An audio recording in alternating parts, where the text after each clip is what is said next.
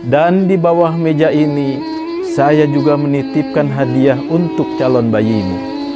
Hampir saja ia berteriak histeris karena yang di bawah meja itu adalah sejumlah uang yang setara dengan gajinya selama 6 bulan.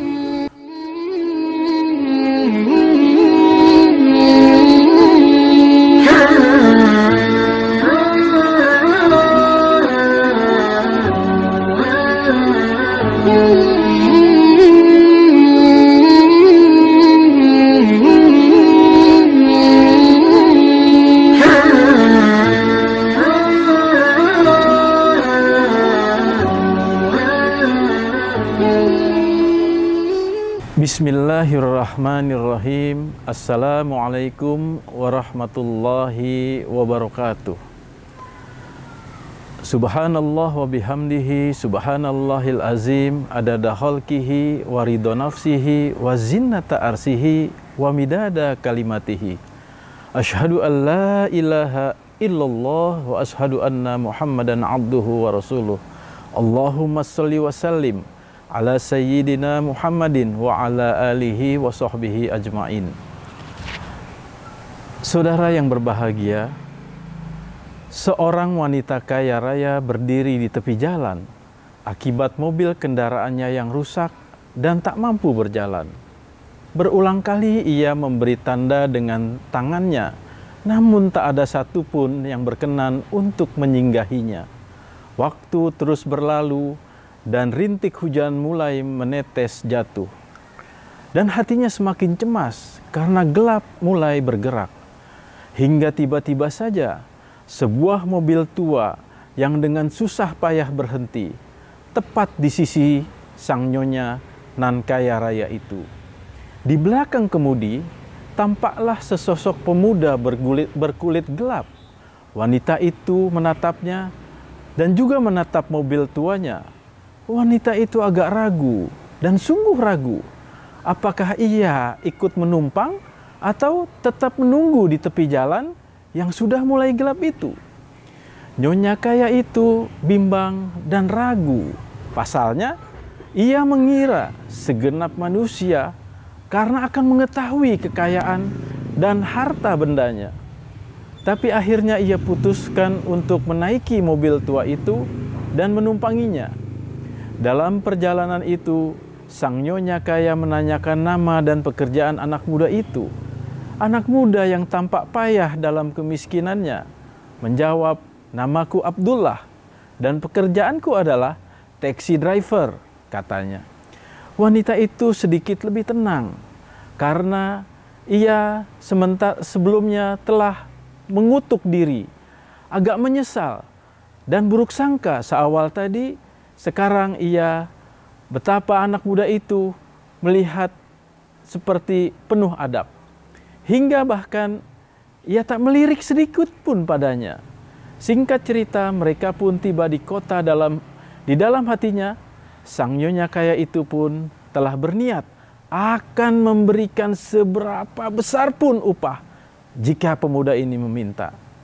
Sang nyonya pun meminta sopir taksi itu berhenti. Taksi itu pun berhenti. "Berapa upahnya wahai anak muda?" tanya nyonya. "Tidak ada," kata.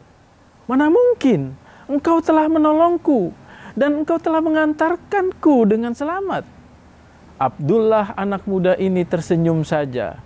"Upahku adalah nyonya berjanjilah untuk melakukan kebaikan dan berprasangkalah baik kepada siapa saja yang nyonya temui."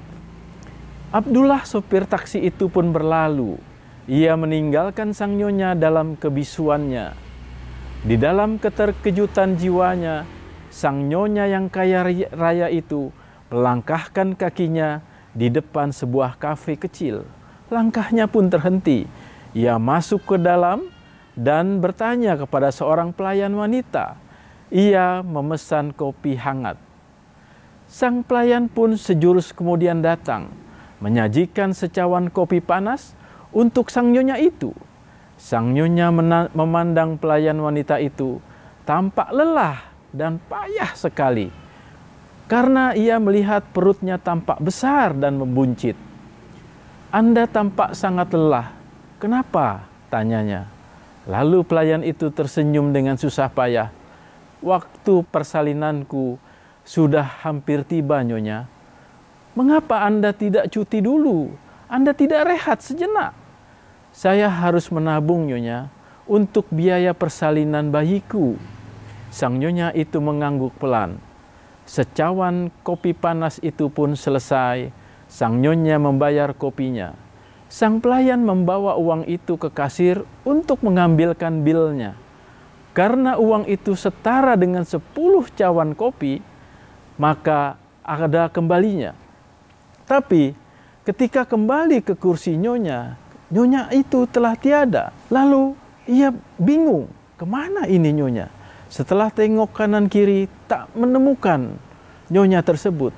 Lalu ia menemukan kertas di tepi meja yang tertulis, kembalian kopi itu kuhadiahkan untukmu. Betapa gembira hati pelayan itu.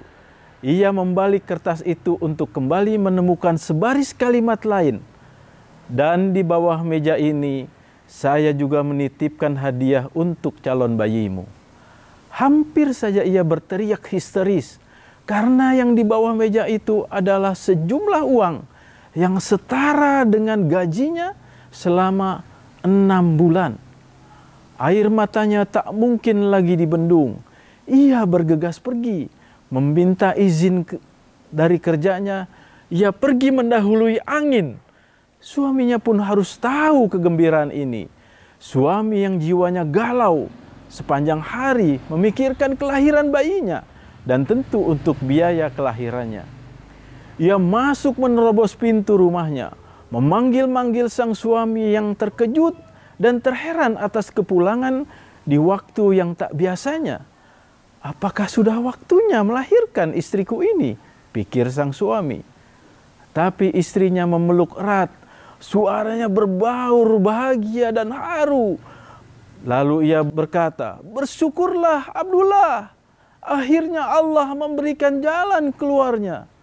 Dan Abdullah, sopir taksi yang budiman itu terdiam tanpa kata, mendengar tutur kata istrinya itu, dan melihat hadiah kebaikan yang dibawanya. Oleh karena itu, janganlah pernah melupakan, kebaikan itu pasti akan kembali kepadamu suatu waktu nanti, maka berbuat baiklah, dan selalu ingat, tidak ada balasan untuk kebaikan, kecuali kebaikan pula. In ahsantum, ahsantum li anfusikum, wa in asa'tum falaha. Jadi, apa yang engkau berbuat baik hari ini, akan dibayar oleh Allah hari ini pula. Demikian yang bisa kami sampaikan saat ini.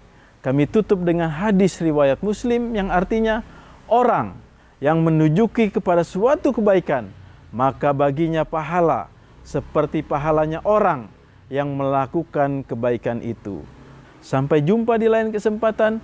Billahi taufiq wa hidayah. Wassalamualaikum warahmatullahi wabarakatuh.